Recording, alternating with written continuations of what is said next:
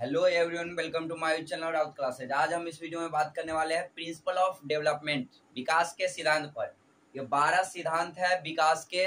इसके बारे में हम लोग आज बारी बारी से चर्चा करेंगे, ठीक है। और इससे एक न एक क्वेश्चन आपको सीटेट में पूछता ही है, एक से अधिक पूछ सकता है लेकिन कम नहीं, तो इसीलिए आप ध्यान से देखिएगा, ठीक है। इसको हम डिटेल से पढ़ेंगे और बहुत ही अच्छे तरीका से पढ़ेंगे। तो चलिए, पहला देखिए दिया हुआ है, पहला कि निरंतरता का सिद्धांत। निरंतरता का सिद्धांत मतलब कि प्रिंसिपल ऑफ कंटिन्यूटी, जो विकास जो है निरंतर चलते रहता है, ठीक है। जैसे कि विकास जो है शुरू हो जाता है कब, तो गर्भ में ही विकास स्टार्ट हो जाता है और कहाँ तक जाता है, तो कब्र तक जाता है, ठीक है। जिसको इंग्लिश में बोलते हैं बूम टू टूम। इसको याद रखिएगा कि विकास जो है जीवन पर्यंत चलने वाली प्रक्रिया है, जो कि जन्म से पहले से यानी गर्भ से लेकर कब्र तक चलता है, कोई दिक्कत नहीं।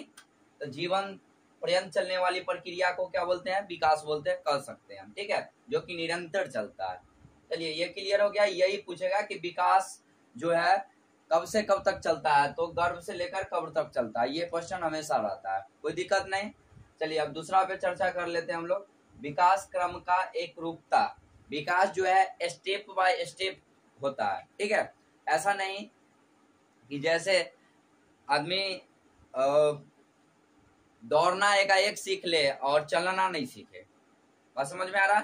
कहने का मतलब, जब भी बच्चा कोई भी उसका विकास होता है तो पहले वो मिट्टी पर क्या करता है, खसकना स्टार्ट करता है और घसकते घसकते क्या करने लगता है, खड़ा होने का प्रयास करता है। और जब खड़ा हो जाता है तो क्या होता है, उसके बाद चलने का प्रयास करेगा। जब चलने का प्रयास करेगा उसके बाद क्या चाहेगा कि दौड़ेगा। तो ऐसे एक क्रम में चलता है विकास, जो होता है एक क्रम में होता है, कोई दिक्कत नहीं। चलिए, तीसरा है करा वृद्धि और विकास की दर में विभिन्नता। विकास और वृद्धि जो है ये दोनों की दर में जो है विभिन्नता रहती है। जैसे कि कोई एकाएक बढ़ गया, इसका मतलब ऐसा थोड़ी है कि उस जो एकाएक बढ़ गया उसमें वृद्धि हो गया एकाएक, लेकिन उसमें सारा चीज विकास भी संभव हो, ये जरूरी नहीं है। जैसे कि कोई एकाएक बढ़ गया और उसको बहुत लंबा हो गया, उसको समझ ही नहीं है, तो क्या इस चीज से हम कह सकते हैं कि एकाएक वृद्धि हो गया लेकिन विकास अभी नहीं हुआ है। तो कहने का मतलब ये हुआ कि वृद्धि और विकास की दर में क्या होगा, विभिन्नता होगा। बात समझ में आ गया कि एकाएक कोई भी बालक बढ़ गया और उसमें सोचने समझने की क्षमता उस अनुसार नहीं हुआ जिस अनुसार हुआ बढ़ गया। बात समझ में आ गया? तो मतलब दोनों का जो दर होता है वह विभिन्न होता है, दोनों में विभेद होता है, विभिन्नता पाई जाती है, कोई दिक्कत नहीं। चलिए, चौथा है व्यक्तिगत अंतर का नियम। तो देखिए, जैसे कि गांव घर में बोला जाता है कि देखो फलनामा के जैसे बनो, देखो फलनामा ये कर रहा है, ऐसा नहीं। देखो सबका जो है विकास होता है वह भिन्न होता है, अंतर होता है, तो किसी के देखने से नहीं कर सकते हैं। मान लीजिए कि कोई अच्छा कर रहा है तो उसका वैसा विकास हुआ है, डेवलप हुआ है, वैसा हम नहीं कर पा रहे, इसका मतलब क्या, हमें कुछ कमी है। तो जो विकास होता है दोनों मतलब कि एक दूसरे से भिन्न होता है, तो दूसरे को हम देख करके कुछ नहीं कर सकते हैं। अपने में क्या है, अपने में क्या विकास हुआ है उसके अनुसार हम कुछ करते हैं, कोई दिक्कत नहीं। चलिए, तो एक दूसरे में विकास में क्या होता है, विभिन्नता पाई जाती है, कोई दिक्कत नहीं। और पांचवा है सामान्य से विशिष्ट की ओर। इसको समझिए, जैसे कि पहले बच्चा में कोई भी बच्चा रहता है तो 2 रुपया के चलते क्या करता है कि एकदम रोने लगता है।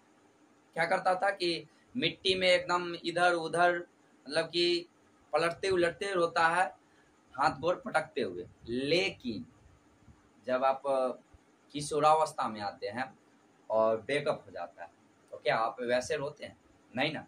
क्या करते हैं कि ऐसे रोते हैं ताकि किसी को पता भी नहीं चले और हम रो भी लेते हैं। बात समझ में आ रहा है? ये आप ये जरूर समझ में आया होगा कि क्या होता है, सामान्य से विशिष्ट की ओर होता है।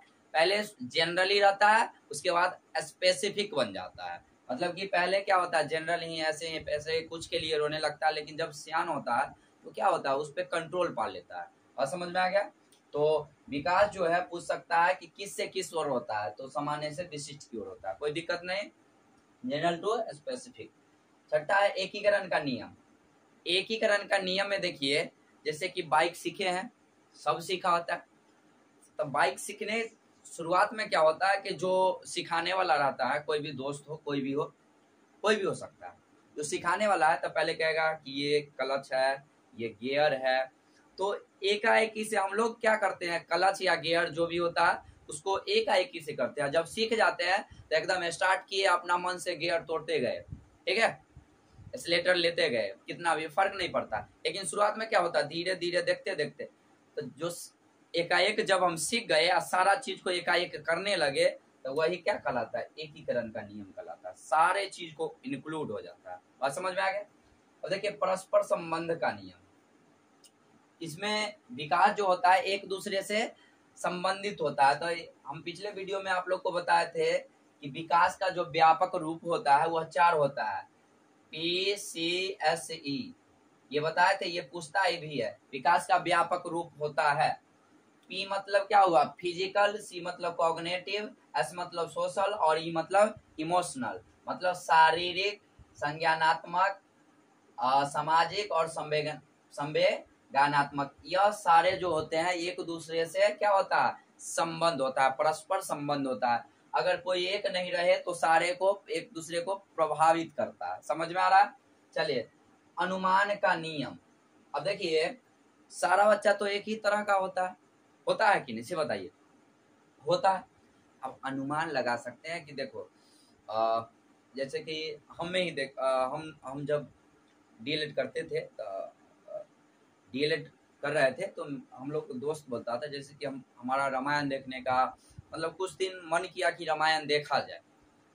हम लोग तो दोस्त कहता था कि देखो भाई अभी रामायण देखेगा तो जब आप बूढ़े होइएगा तब क्या देखिएगा, अभी ये देखने का उम्र नहीं है। तो ये क्या है, एक अनुमान है। सब अनुमान लगाता है कि इस उम्र में ये चीज किया जाता है।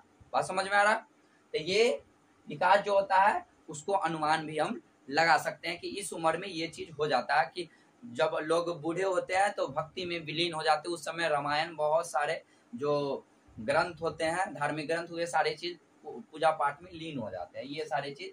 तो विकास को क्या कर सकते हैं, हम अनुमान भी लगा सकते हैं। और 9वां है विकास की दिशा का नियम। विकास जो होता है उसका एक निश्चित दिशा होता है। जैसे जैसे सिर पदाभिमुख जो होता है, मतलब क्या कि पहले सिर का विकास होता है, उसके बाद क्या होता है, नीचे विकास होता है, मतलब कि सिर से पैर की ओर विकास होता है। तो ये क्या होता है, इसका जो होता है विकास की दिशा क्या होता है, नियम निश्चित होता है। पहले सिर का होगा, उसके बाद क्या होगा, पूरे नीचे होता है, सिर से पैर की ओर, ठीक है, पहले सिर का उसके बाद ये नीचे होगा। 10वां है विकास लंबवत सीधा न होकर वर्तुलाकार होता है। अब देखिए विकास जैसे कि कोई एकाएक बढ़ गया तो उसका विकास क्या होता है, एकाएक उसमें वृद्धि हो गया एकाएक, लेकिन क्या होगा उसमें बुद्धि की कमी होगी। विकास ऐसा जरूरी नहीं है कि विकास भी बुद्धि वृद्धि के साथ विकास भी उसी प्रकार का हो, ऐसा कोई संभव नहीं है।